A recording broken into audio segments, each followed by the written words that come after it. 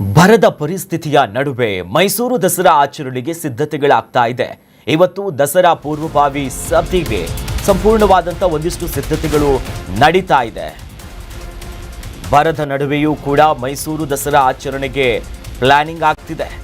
ಇಂದು ದಸರಾದ ಒಂದು ಪೂರ್ವಭಾವಿ ಸಿದ್ಧತಾ ಮೀಟಿಂಗ್ ಇದೆ. ವಿಧಾನಸೌಧದ ಸಮ್ಮೇಳನ ಸಭಾಂಗಣದಲ್ಲಿ ಈ ಸಭೆ ಸಾಗುತ್ತೆ. ಮಧ್ಯಾಹ್ನ 3 ಗಂಟೆಗೆ ಸಿಎಂ ಡಿಕೆ ಶಿವಕುಮಾರ್ ಅವರ ನೇತೃತ್ವದಲ್ಲೇ ಚರ್ಚೆಗಳಾಗುತ್ತೆ.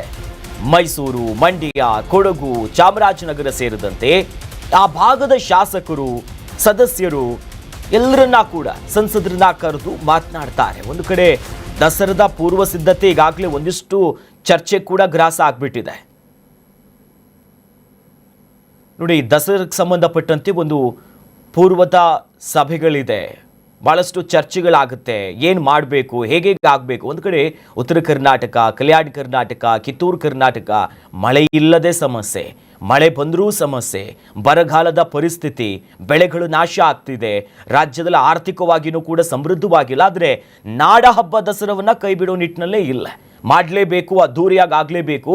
ಆ ನಿಟ್ಟಿನಲ್ಲಿ ಸರಳ ದಸರಾದ ಒಂದಿಷ್ಟು ವಿಚಾರಗಳು ಕೂಡ ಈಗ ಮುನ್ನೆಲೆಗೆ ಬಂದಿದೆ. ಸಿಂಪಲ್ ಆಗಿ ಮಾಡಿಬಿಡೋಣ, ನಿಲ್ಲಿಸಬೇಕು ಮತ್ತೊಂದು ಮಗದೊಂದಲ್ಲ, ಸ್ವಲ್ಪ ನೋಡಬೇಕು.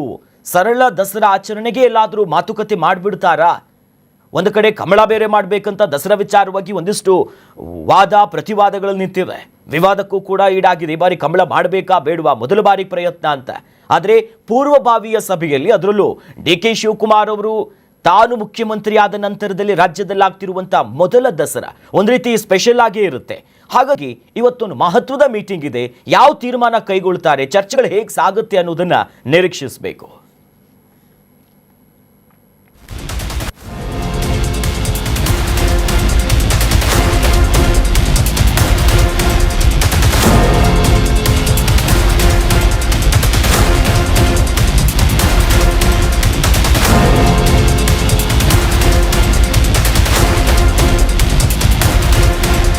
ಕರ್ನಾಟಕ ನ್ಯೂಸ್ ಬೀಟ್ ಫಾಲೋ ಮಾಡಿ, ಸಬ್ಸ್ಕ್ರೈಬ್ ಮಾಡಿ.